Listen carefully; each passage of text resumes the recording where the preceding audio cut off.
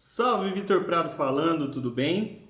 Hoje a gente vai tratar de um tema que pode ser bastante relevante. Qual é o objetivo que você tem ao adestrar seu cão? Qual é o nível de exigência que você deve ter com relação a certos comportamentos que são treinados com o cachorro? Depois da vinheta.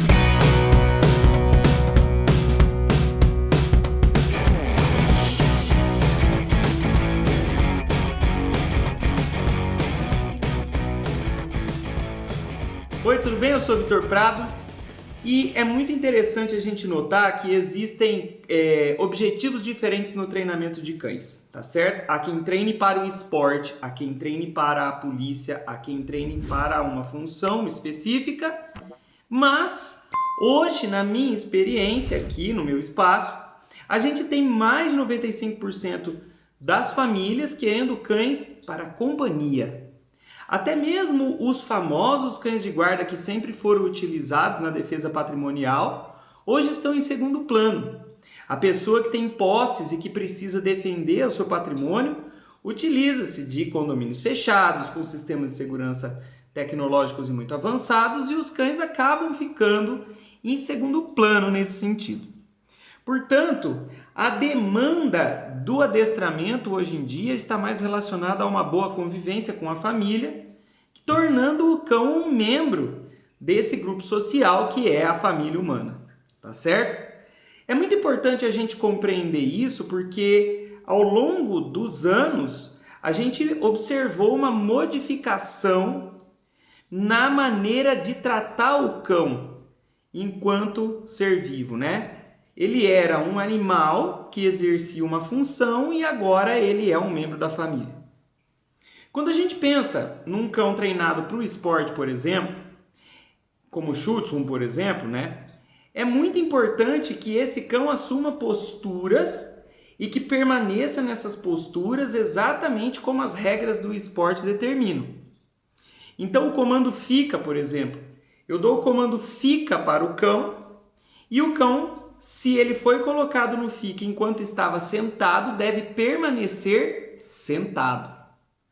Já se eu dei o fica no comando deita, o cão deve permanecer deitado. Ele não pode mudar de posição.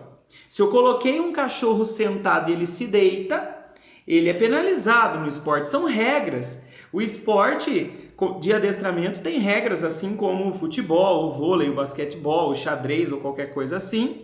E devido a essas regras, a gente precisa se adaptar a essas questões e fazer o adestramento visando essas questões. Mas eu acho, por exemplo, nesse caso do comando fica, que não se aplica a cães de função, por exemplo. De família, por exemplo, que são ali só aqueles cães que estão onde está sendo visado o bom convívio social com o animal, tá certo?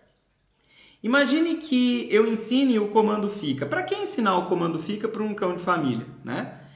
De repente eu estou passeando com o cachorro, eu quero só subir na balança de uma farmácia, né? Ou então só pegar alguma coisa numa loja de conveniência, de posto de gasolina ou qualquer coisa assim.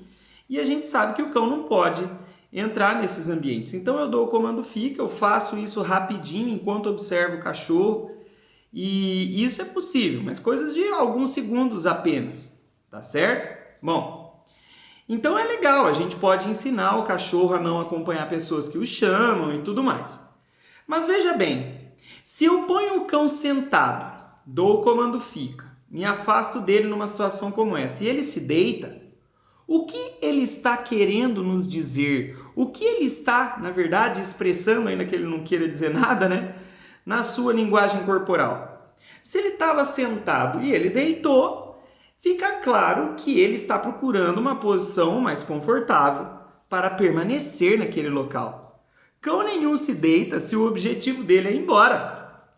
Então, ao invés de penalizar o cachorro, né, de corrigir o cachorro quando ele faz isso, na maior parte das vezes eu não me importo e certas vezes eu dou até certas palavras de incentivo. Muito bem, garoto, fica. Indicando a ele que eu estou satisfeito com a decisão que ele teve em se deitar para permanecer ali por um tempo mais prolongado, buscando uma posição mais confortável. Veja, nessa situação, o esporte não se aplica.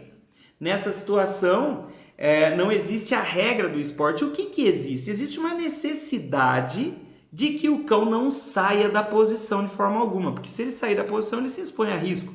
Risco de atropelamento, risco de ser levado por um estranho, risco de qualquer maneira.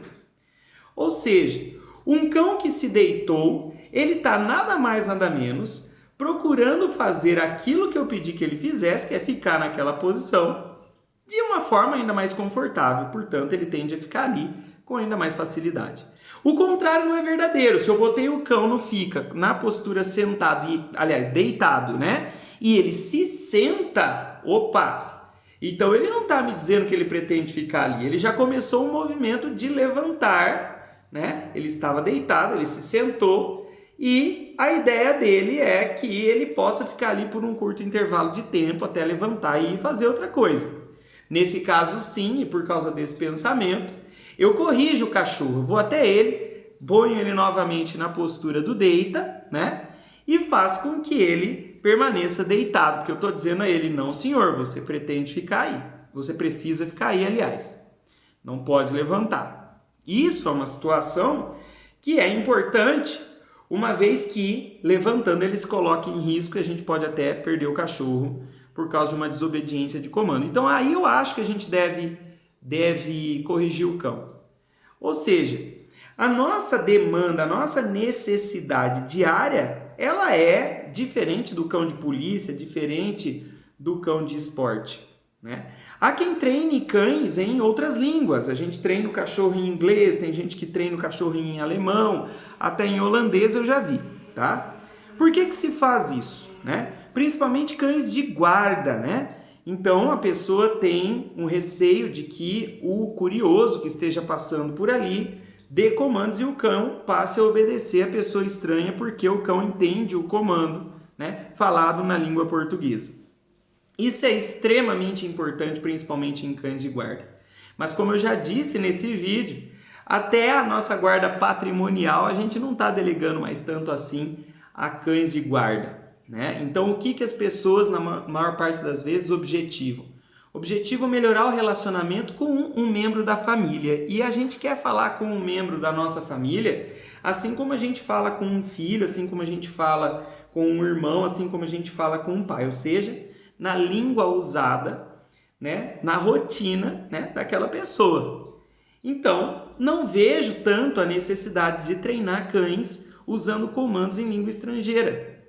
A gente acaba treinando cães em comandos da língua portuguesa mesmo, que é aquela usada por nós de forma habitual, né? Ou seja, nós estamos trazendo o cão para um contexto familiar diferente e isso acaba levando a uma necessidade diferente e é importante que o adestramento acompanhe esse processo, né? Ano após ano, o cão é cada vez mais visto como um membro da família e não como um animal que vai exercer uma função, tá certo? Enfim, dito isso, né, eu quero somente expressar aqui o meu profundo respeito aos adestradores do esporte. Eu gostaria que todos vocês, se de repente alguém está me vendo aí, saibam, eu tenho uma profunda admiração pelo cão do esporte, né? O cara que treina bem um cão para o esporte, ele pode fazer o que ele quiser com qualquer cachorro. Ele é um excelente adestrador e ele é uma pessoa dotada de técnicas, né, bastante eficientes, né? Veja que a minha discussão aqui não é no sentido de que se está certo ou se está errado usar uma língua estrangeira ou exigir que o cão no comando fica enquanto sentado permaneça sentado. Não é uma questão de estar certo ou estar errado, tudo é certo, né? É só uma questão de visar objetivos, né? Então assim, eu tenho muito a aprender com o pessoal do esporte, eu não tenho dúvida, são pessoas que eu admiro profundamente, beleza? Então a minha discussão é essa: qual é o objetivo que você quer para o seu cão. Você que quer um cão de família, mas quer treiná-lo em inglês, quer treiná-lo em francês, quer treiná-lo em alemão ou holandês e quer aquela postura linda e maravilhosa do esporte, vai em frente, vai fundo, né? Saiba que dá mais trabalho, né? Dá mais trabalho porque a gente tem um conjunto de regras a ser atingido muito mais, como é que eu posso dizer, muito mais restrito, né? Um conjunto de regras, a postura ao se sentar, ao se deitar tem que ser exatamente aquela e tudo mais. Então é claro que isso vai dar mais trabalho. Vai ser um adestramento mais longo, você vai gastar mais dinheiro com isso, portanto, né? Mas, ótimo, manda ver, né? Agora, se você quer um cão para uma convivência familiar mais segura e mais calma, né? Então não necessariamente você precisa se preocupar com esse tipo de coisa. Pode ser que a gente consiga encurtar o trabalho, pode ser que você consiga gastar menos dinheiro com isso, pode ser que a gente consiga te oferecer aquilo de que você precisa, né? Com menos esforço e tanto nós quanto do cão também. Beleza? Então, gente, vai da sua inclinação, vai daquilo que você deseja, né, e precisa, vai da quantidade de dinheiro que você tem, vai de uma série de coisas. Mas não necessariamente um cão bem treinado precisa estar exatamente naquela postura e tudo mais. Beleza? Lembrando sempre que os cães de função eles já assumem posturas que facilitam assumir outras ou tomar outras atitudes. No comando deita, por exemplo, o cachorro precisa se deitar como uma esfinge, né? Com as patas anteriores nessa posição na frente e as patas posteriores encolhidas embaixo do corpo. Não se deita com o traseiro de lado, como a maioria dos cães costuma fazer. Por que isso é importante? Isso é importante não só porque esteticamente é mais bonito, mas em um cão que assume a função de guarda, por exemplo, isso pode ser importante para facilitar o cão se colocar em ação de forma mais rápida. Ele se levanta para atacar um agressor ou um figurante de forma muito mais rápida se ele estiver nessa postura. Mas se você não tem um cão de proteção, se você não tem um cão de esporte, talvez a gente não precise exigir que o cão deite exatamente como esfinge. E quando ele se deita de lado com o traseiro mais largado, a estética não é tão bonita, mas ele está numa postura mais confortável. E se ele está buscando a situação mais confortável é porque ele pretende ficar ali. Beleza? Se você curtiu, clica, compartilha, dê sugestões de novos posts. Um abraço enorme para você e a gente tá junto sempre. Até mais.